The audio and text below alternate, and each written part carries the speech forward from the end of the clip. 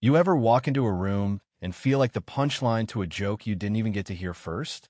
That's how it started from us standing under those brutal spotlights in the Westmore Academy auditorium, heart pounding, palms sweating, with Blake's voice booming out over the snickers and fake sympathy.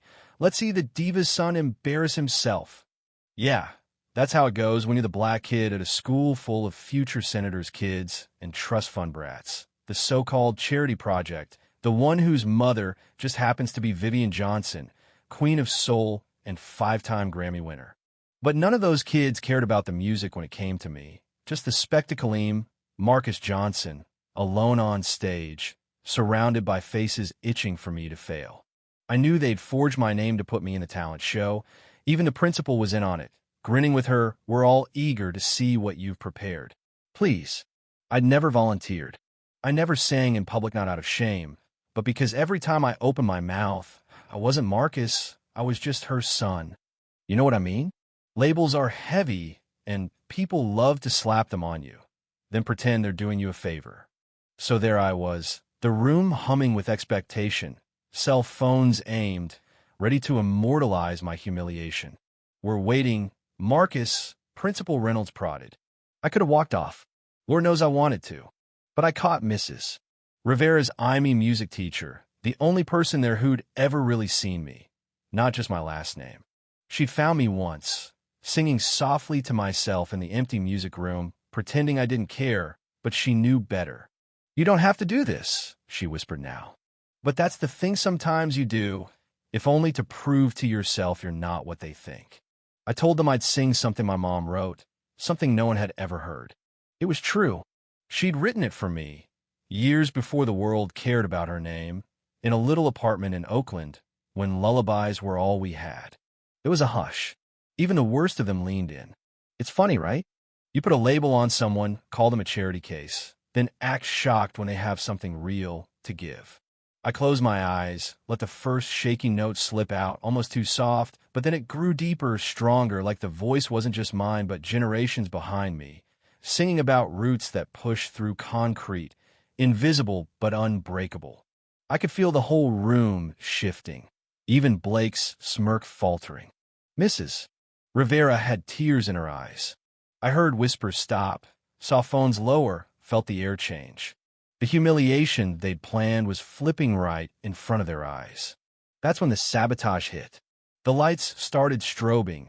Some shrill feedback blared from the speakers. Blake's boys messing with the tech booth, trying to drown me out, turn the whole thing into a circus.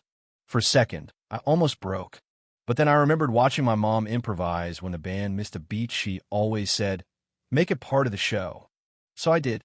I shifted my rhythm, wove their noise into the song, made it my own. Suddenly, the kids who wanted a disaster were waving their lights like it was a concert. The humiliation became a triumph they never saw coming. The applause hit like thunder, loud and real. Thomas, one of Blake's crew, stood first awkward, like he couldn't believe what he'd just witnessed.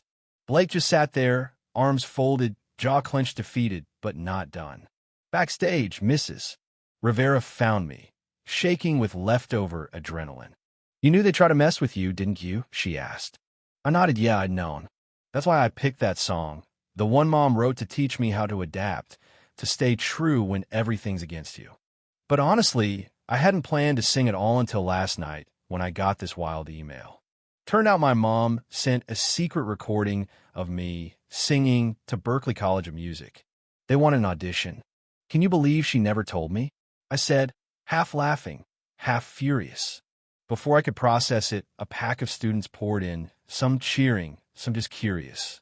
Blake was there, in the doorway, eyes cold, thumbs flying on his phone. "Enjoy the moment, Johnson," he hissed. "It won't last." That threat chilled me more than anything he'd pulled on stage.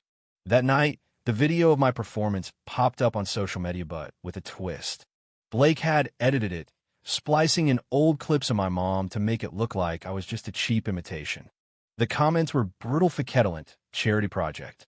That kind of attack, it sinks your stomach, no matter how tough you think you are. My mom called, furious, ready to jump on the first flight home. I beg her not to. "Blake wants a scene," I said. "Don't give him what he wants." She agreed, but promised to help in other ways. Then, out of nowhere, my roommate, a lithe, quiet kid I barely knew, offered help. My dad's a defamation lawyer, he said, eyes never leaving his laptop, and I know about digital tracking. I couldn't help but grin. Sometimes allies come from the least likely places. Meanwhile, Mrs. Rivera had her own ammo. She'd recorded student council meetings for years. There, in black and white, was Blake bragging about manipulating grades, sabotaging scholarships, bullying other kids. The moment came when Blake, still riding the high of his sabotage, called a meeting of the student council to address artistic integrity. He stood there in his custom blazer, oozing fake sincerity, ready to accuse me of cheating. But Rivera had tipped off Thomas, who'd passed the evidence. Halfway through Blake's speech, the auditorium doors swung open, and in walked Richard Torres, me godfather, legendary music producer, and unbeknownst to everyone, the man who'd helped me record an entire album last summer. Principal Reynolds nearly fainted. Torres didn't waste time. He played the unedited footage of my performance, then pulled up security cam video of Blake and his friends sabotaging the show. Messages popped up on screen. Let's take down the black kid before anyone finds out he's better than us. The room went ice cold. Blake stammered, tried to spin it, but nobody was buying it. Rivera explained everything. Even Thomas stepped forward, admitting his part and making it right. Torres turned to me, smiling. You never told them you had an album coming out. I just shrugged, relief and pride battling in my chest. Didn't want to be judged by my connections, I said, but I think it's time. And right there, what was meant to be my destruction became my debut. The world would know me as Marcus Johnson, not just Vivian's son. After that day, things changed. Blake was expelled, his college offers rescinded, his social accounts flooded with hate. Poetic justice. Maybe, but not the victory I craved. Westmore Academy rewrote their code of conduct. Principal Reynolds was investigated, replaced by a new VP with a real vision for diversity and inclusion. Rivera became head of the arts department. Even Thomas found some redemption, greeting me in the halls, trying to be better. The album dropped on a quiet spring afternoon. No big party, just family and friends at Torres Studio. My mom stood there, tears in her eyes. I watched you turn their hate into art, she whispered. That's what great artists do. 3 months later, 2 Grammy nominations landed in my lap. Reporters asked about Blake, about the scandal. I told them straight no one should have to endure that, but maybe I needed to face my fear, to step out and claim my voice. Funny how the label Blake tried to stick on me became the thing that set me free. The old talent show morphed into the festival races, an annual event celebrating diversity, honoring the song I'd sung that day. The school changed, the community changed, and I changed too. 3 years on, I came back to Westmore's stage, no longer an outsider, but a guest of honor. People will try to define you, I told the crowd, but it's your truth that matters in the end.